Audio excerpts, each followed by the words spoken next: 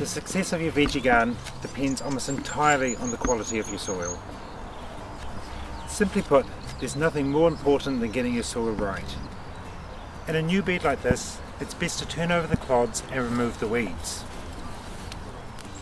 We're using a fork because it's great at aerating the soil, and also it doesn't chop up the earthworms like a spade can.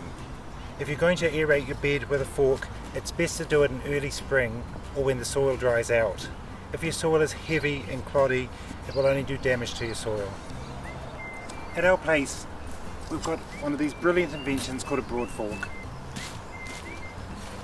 It's similar to your normal fork, but it goes deeper into the ground and aerates the soil. And the best part about it, you never have to bend your back. Now that we've finished weeding the bed, we're going to add compost to it.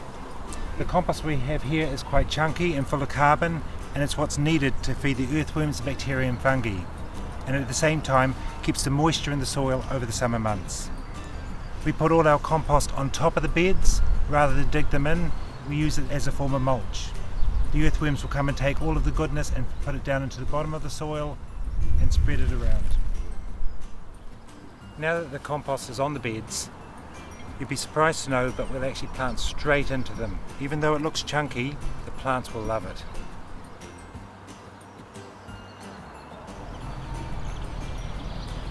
When going the raised bed way, you need to find a good garden mix to fill your bed. This garden mix is made up of 3 components.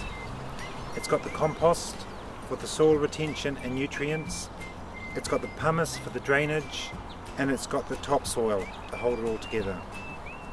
Topsoil by itself is a good medium, but it will compact in a raised bed. It needs the drainage and the additive of the compost. The other problem with topsoil is we're not sure where it comes from. It can come from industrial estates or other areas and can be full of toxins and weeds. The important thing in garden mixes is to look for a garden mix that isn't too high in bark. 20 to 30% is fine. Too much bark can leach tannin into your soils over time. It takes a while to break down, it robs the nitrogen out of the soil and your plants suffer. You can tell a good garden mix by holding it in your hand. It should be spongy to touch, and if you squeeze it, it should form into a ball. If your garden mix is not like this, it can be corrected by adding a good compost. Sometimes it's not certified organic, but it's still a good medium to start your bed in. Over time, you can add your own compost and your sheep pellets and blood and bone to make it an organic bed.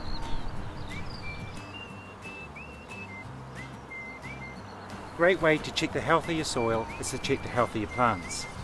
Now you can check this through a refractometer. The refractometer will check a Brix level of your plants and will tell the sugar levels and the nutrient levels. All vegetables have a different level on the Brix chart. Today we're going to check a sulfur beet and see what their level is. The refractometer is a simple device. It doesn't use batteries, it just uses sunlight.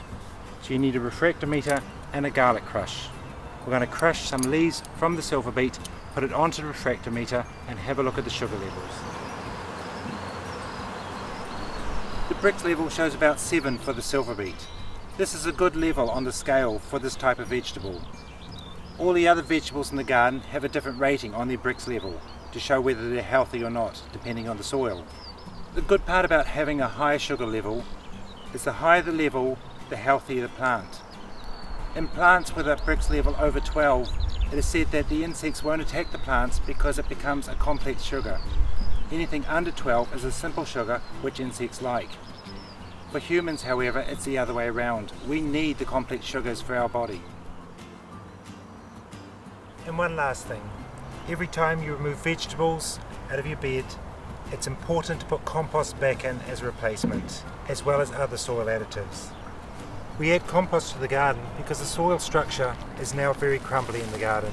Compost binds that all together and makes the plants stronger and healthier and keeps the moisture in the soil.